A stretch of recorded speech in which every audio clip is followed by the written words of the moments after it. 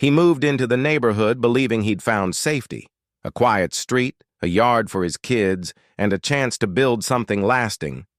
But almost from day one, strange letters started arriving. Anonymous complaints, fines for things that didn't exist, neighbors who stopped waving. Then came the notice taped to his door, the one that told him everything. His family wasn't welcome. What began as paperwork turned into a battle for dignity against an HOA that seemed determined to break him. But they didn't know who they were dealing with, because sometimes courage is stronger than any rulebook, and this father was about to prove it.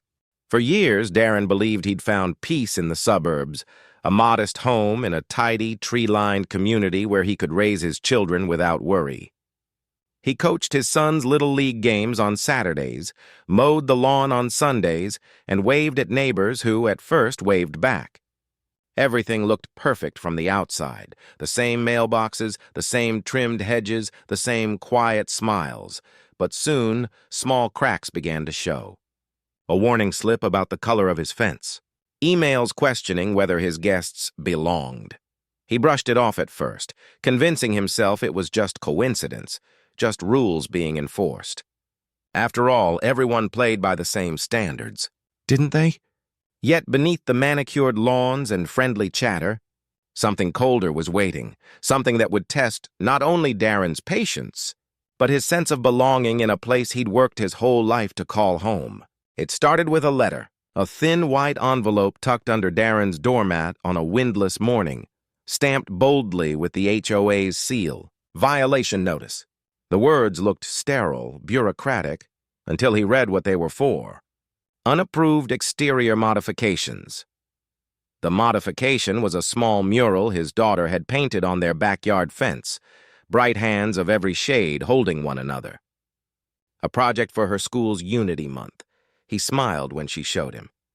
The board called it visual clutter. He tried to reason with them, sent photos and explanation, even offered to repaint. Weeks passed, then another letter arrived. This one harsher, fines doubled, a warning of legal action. It wasn't just about paint anymore. The tone carried something heavier. Neighbors whose good mornings once filled the air began to look away. Meetings he once attended with pride now felt like cross-examinations. Someone had taken a picture of the mural, posted it in a neighborhood group with a caption, "Trying to make this place political." The comments below it? Worse than he could bear to read. Then came the visit. Two men from the board, clipboards in hand, walking the perimeter of his yard as if searching for proof of a crime. They spoke in careful tones, never loud, never directly cruel, but their words dripped with implication. "We just want to maintain standards. We've had complaints." Darren could almost hear the unspoken part. "Your family doesn't fit the standard." The letters didn't stop. They multiplied. Noise complaints that made no sense, fines for a trash bin being visible on collection day, citations for improper landscaping. It was as if someone combed through his life with a magnifying glass, determined to find fault. What made it worse was the silence.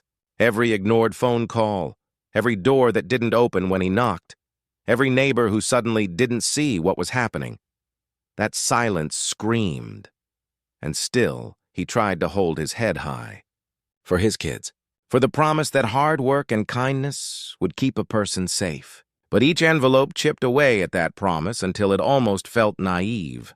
The night his daughter came home, crying because another child told her their parents didn't want her kind of people. Changing the neighborhood was the moment something inside him hardened.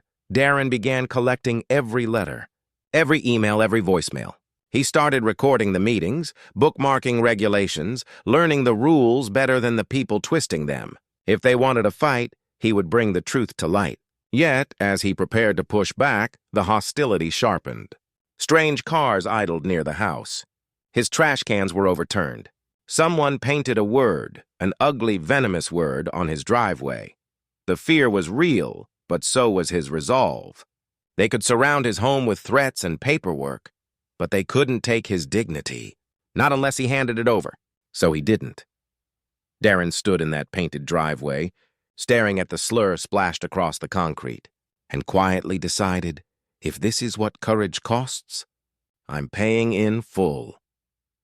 What he didn't know was that his next move would expose far more than HOA corruption. It would unmask something the entire town had been pretending not to see. The courtroom was packed so tight you could feel the judgment in the air. Residents whispered behind manicured hands, the same people who once borrowed Darren's tools and waved at his kids now sitting in neatly pressed lines like a jury of strangers. On one side, the HOA board, confident, rehearsed, armed with binders of bylaws. On the other, Darren, a single folder in his lap, filled with the evidence he'd spent months gathering. Every notice, every photo, every timestamp. His hands trembled when he reached for them, but his voice didn't. He laid it out piece by piece, the pattern of citations. The photos of other homes with similar violations untouched. The hateful messages sent from anonymous neighborhood accounts traced back to a board member's address. Each detail landed heavier than the last. Murmurs spread through the room as faces shifted from smug to uneasy. Still, the board's president kept that careful, tight smile, the kind that hides fear behind control. Then came the final blow. Darren played the recording, a phone call from a board member forgetting to hang up after leaving a voicemail. Their voice dripped with disdain as they laughed about showing him how things are done around here. The room fell silent.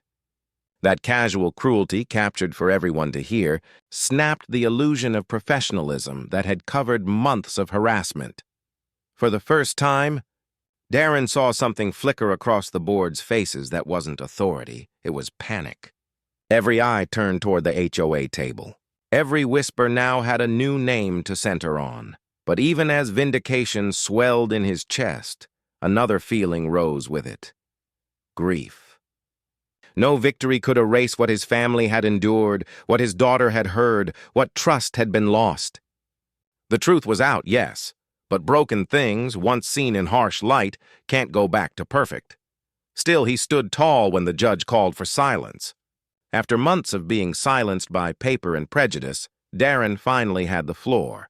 And when he spoke, his voice carried the weight of everyone who'd ever been told to stay quiet and play along. When the ruling came, it didn't sound like victory. It sounded like a sigh that had been waiting too long to be released. The court found the HOA guilty of discrimination, their fines voided, their board president forced to resign. Neighbors who had once kept their blinds shut began to murmur apologies, some quietly, some too late. Reporters came. Headlines framed it as a local dispute turned lesson in equality. But for Darren, this was never about headlines. It was about healing what the system tried to erase, his family's right to belong. Weeks later, the mural on the fence was touched up again. Same bright colors, same linked hands, this time outlined in gold. His daughter signed her name on the bottom corner, and he didn't stop her. Because it wasn't just paint anymore, it was proof they were still standing. Yet beneath the relief was a sobering truth. For every story that ends with justice, countless others fade into silence.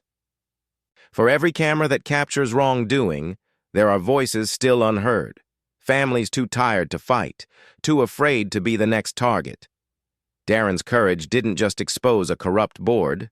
It unearthed a deeper sickness, one that thrives behind ordinary smiles and polished suburban lawns. The kind that hides prejudice under policy and cruelty under procedure. As the sun set over that quiet neighborhood, his fence gleamed softly in the last light, a reminder that change often begins with someone refusing to be broken. And maybe that's the question every community has to answer for itself. When injustice lives next door, how many of us will keep pretending not to see it?